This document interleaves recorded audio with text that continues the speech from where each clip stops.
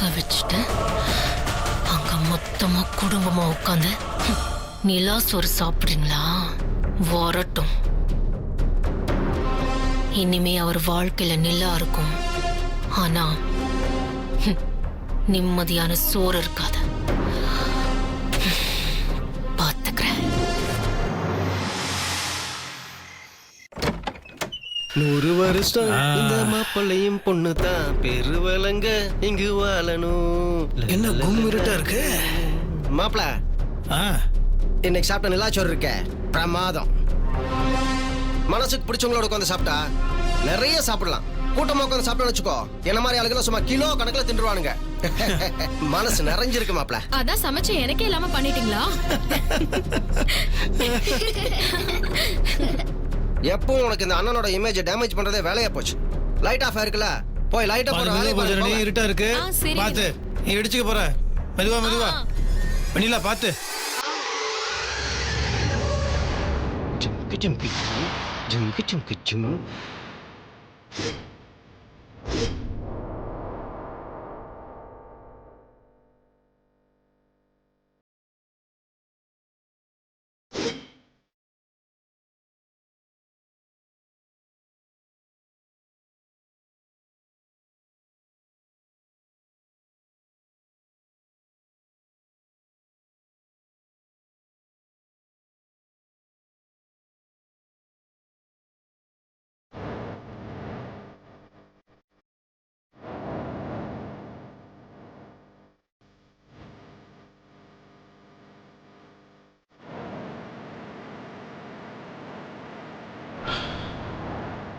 ஸ்வேதா,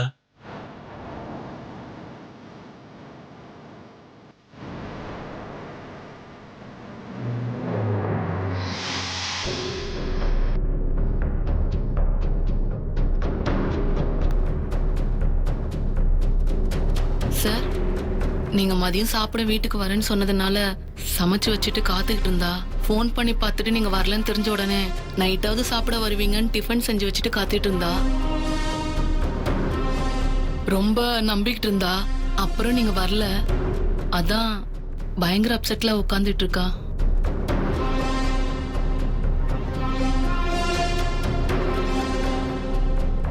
அது ஸ்வேதா, அது ஒண்ணும் இல்ல ஸ்வேதா. நான் என்ன மாமா, என்ன சமாதானம் சொல்ல போறீங்க? நீங்க சொல்ற எந்த சமாதானத்தையும் கேட்க நான் ரெடியா இல்ல. நீங்க எதையும் சொல்ல வேண்டாம், நானும் எதுவும் கேட்க முடியாது. இல்ல ஸ்வேதா, அது நான் சொல்றத கேட்டாதான் உனக்கு என்னன்னு புரியும். அதுக்குள்ள என்ன மாமா உங்க நிலைமை? மத்தியானம் சாப்பிட வர சொன்ன, வரவே இல்லை. அது உங்க ஞாபகத்துல இருந்துச்சா இல்லையான்னு கூட எனக்கு தெரியல. சாப்பிட வரலையேன்னு நான் உங்களுக்கு எத்தனை தடவை கால் பண்ணிருப்பேன், ஆனா நீங்க அட்லீஸ்ட் ஒரு தடவை கூட எடுக்கல. திரும்ப கால் பண்ணி வெளியே போயிட்டேன், வர முடியாதுன்னு பதில் சொல்லிருக்கலாம்ல மாமா. இல்ல ஸ்வேதா, அண்ணாமலை உங்ககிட்ட போன்ல பேசினால. ஆமா மாமா, நான் அண்ணாமலையே தானே வீட்டுக்கு சாப்பிட வர சொன்னேன்.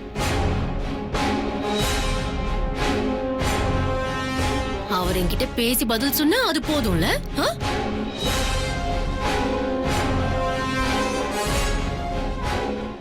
தெரியுது மாமா, நான் எவ்வளவு முக்கியம் இல்லாத ஆளா போயிட்டேன்னு தெரியுது.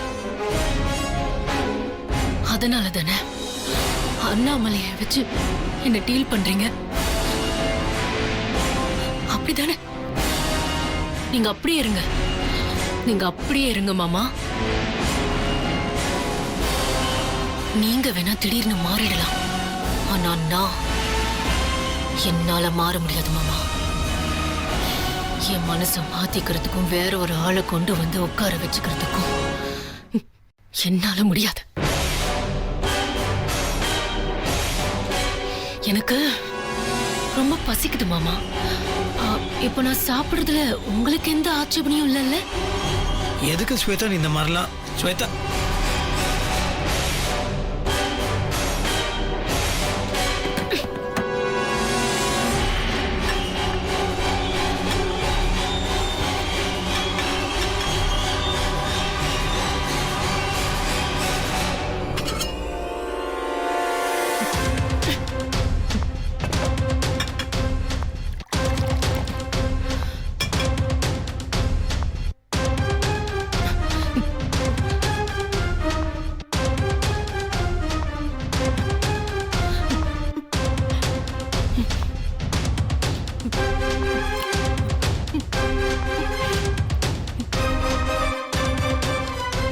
அப்படி சாப்பிடு ஸ்வேதா, பொறுமையா சாப்பிடு. ஸ்வேதா பாத்து பாத்து ஸ்வேதா பொறுமையா சாப்பிடு. ஸ்வேதா ஸ்வேதா என்ன ஸ்வேதா இது? தண்ணி குடி. ஸ்வேதா என்ன ஸ்வேதா, ஏன் ஸ்வேதா இந்த மாதிரிலாம் பண்ணிட்டு இருக்க? தண்ணி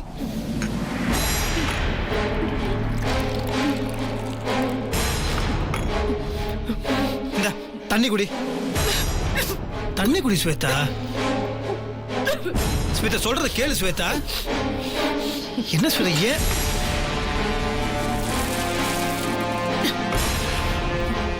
இனிமே உங்க அக்கறை எனக்கு தேவைப்படாது மாமா.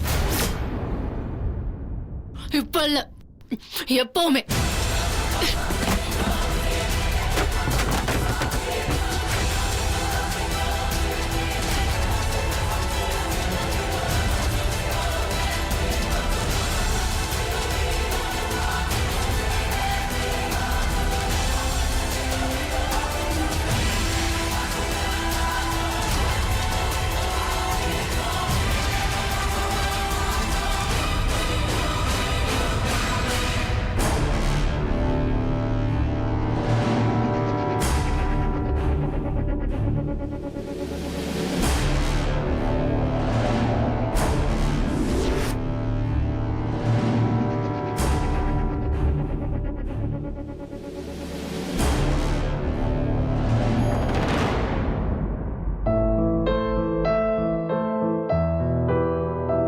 போய் எல்லாரும் படுத்து தூங்குங்க, காலையில பேசிக்கலாம்.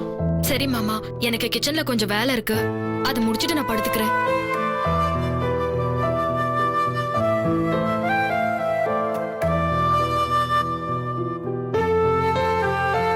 அண்ணி, நானும் போய் படுத்துக்கிறேன்.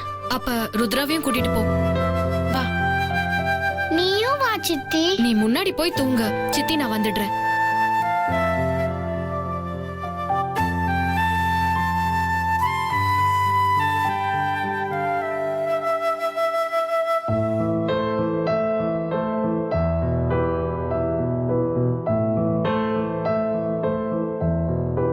இன்னைக்கு மாப்பிள்ள எவ்வளவு சந்தோஷமா இருந்தா, எல்லாத்தையும் ஒரு நிமிஷத்துல இந்த ஸ்வேதா செதறடிச்சிட்டால. சரியான ராட்சசியா இருக்கா. இவ்வளவு கூடிய சீக்கிரம் இங்கிருந்து எப்படியாவது விரட்டி ஆகணும்.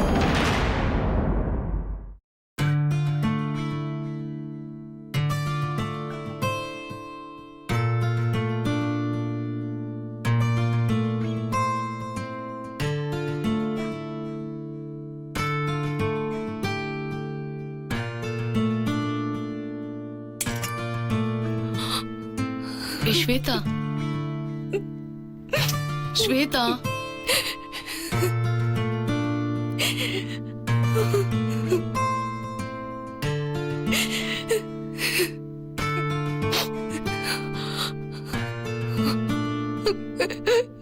என்னடி இது?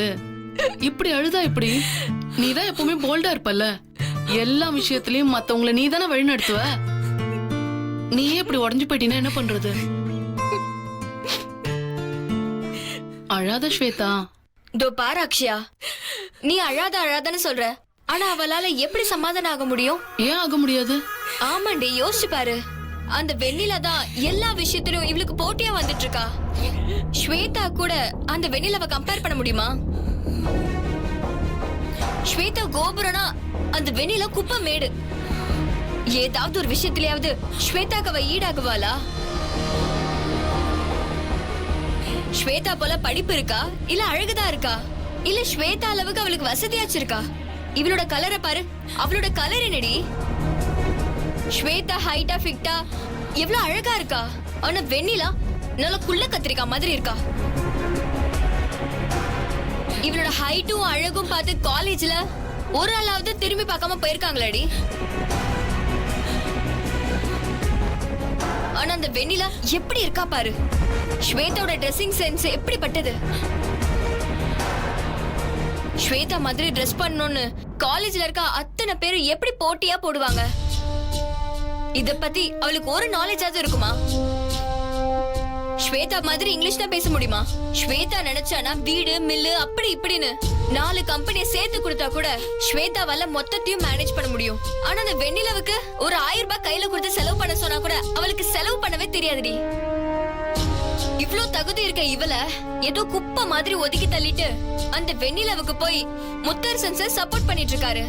அவளுக்கு முக்கியத்துவம் கொடுத்துட்டு இருக்காரு. அப்ப இவளுக்கு எவ்வளவு கோவம் வரும்? அவ ஏற்கனவே மூட் அவுட்ல இருக்கா, நீ இன்னும் அவள கோவத்தை தூண்டுற மாதிரி பேசிட்டு இருக்க. இல்லடி, நானும் இவ்ளோ நாள் இதெல்லாம் பக்கத்துல இருந்து பாத்துட்டேன். ஏதோ மனசு கேட்காம தான் இப்படி எல்லாம் பேசுறேன். இதோ பாரு, பேசியோ புலம்பியோ ஒன்னும் ஆக போறது இல்ல.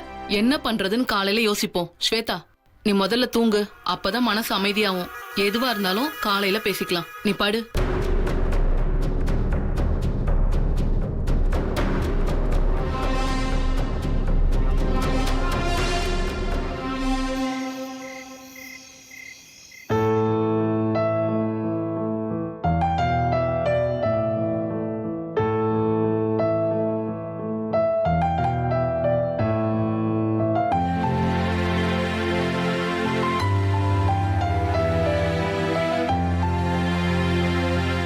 மாப்பிள,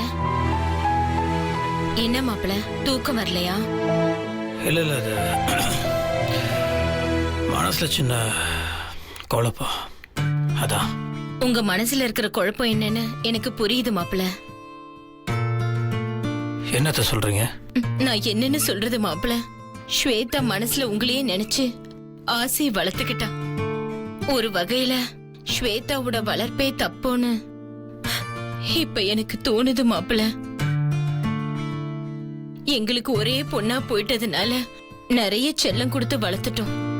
அதனாலதான் அவகிட்ட இவ்ளோ பிடிவாத குணம் இருக்கு. அவளுக்கு பிடிச்சது கிடைக்காம நினைச்சது நடக்கலனா என்ன பண்ணணுங்கிறதே அவ மறந்துடுறா மாப்பிள. அதனால நீங்க பெரிய மனசோட அவளை பத்தி தப்பா எதுவும் நினைச்சிடக்கூடாது.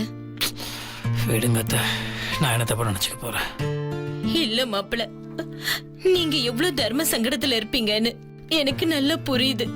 ருத்ரா வந்ததுல இருந்து சந்தோஷமா இருக்க வேண்டிய நீங்க எத்தனையோ விஷயத்துல ஸ்வேதாவால கஷ்டப்படுறீங்கன்னு எனக்கு நல்லாவே புரியுது. என் பொண்ணு தப்பு பண்றான்னு நான் ஒத்துக்கிறேன். உங்ககிட்ட கெஞ்சி ஒன்னே ஒண்ணு கேட்டுக்கிறேன் மாப்பிள. நீங்க டக்குன்னு ஒரு சொல்லு சொல்லிட்டா அவளால அதை தாங்கிக்கவே முடியாது மாப்பிள. அப்படி பக்குவம் இல்லாம அவ இருக்கா. என்ன சொல்லி அவளை திருத்துறதுன்னு எனக்கு புரியல. எதுக்கு எடுத்தாலும் கோவப்படுறா, எரிஞ்சு எரிஞ்சு விழறா. எத்தனையோ நாள் கல்யாணம் தடப்பட்டு நின்னு போலாம் அவ ஒரு நம்பிக்கையோட இருந்தா. ஆனா இப்போ மனசுல இருந்த நம்பிக்கைய சுத்தமா இழந்துட்டா. எனக்கு வர வர என் பொண்ண நான் எழுந்துருவணும்னு எனக்கு பயமா இருக்கு மாப்பிள.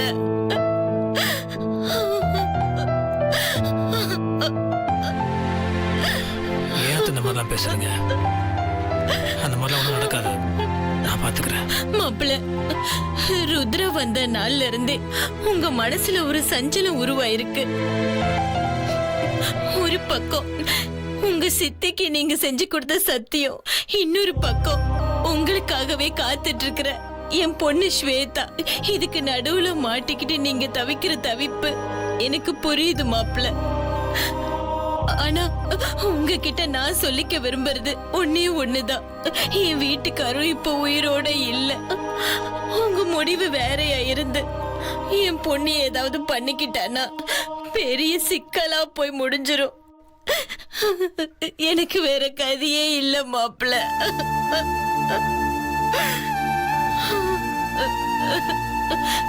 ஸ்வேதா கொஞ்சம் கோவப்பட்டாலும் நீங்க பொறுத்து போங்க மாப்பிள. உங்களுக்கே தெரியும், சில நேரம் கோவப்பட்டா கூட அது உங்க மேல வச்சிருக்க பிரியத்தினாலதான் மாப்பிள.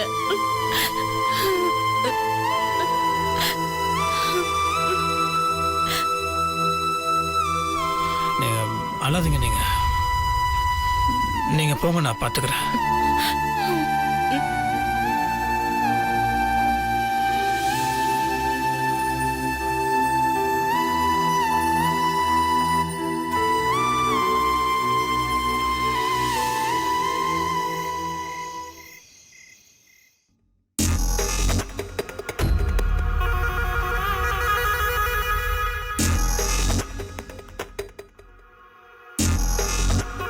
ஏதாவது ஒரு விஷயத்துல ஸ்வேதாக்கு அவ ஈடாகுவாளா?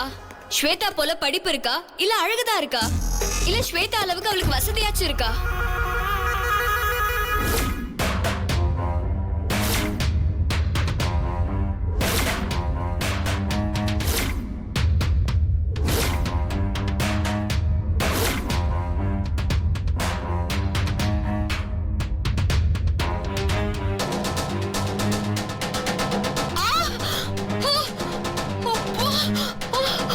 ஐயோ அம்மா.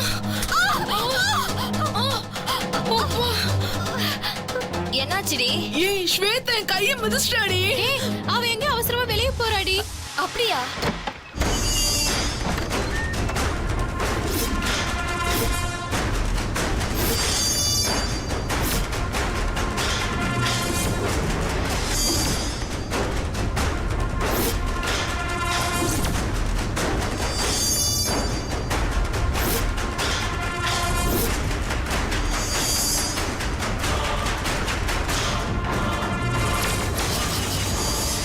ஏய் வெண்ணிலா.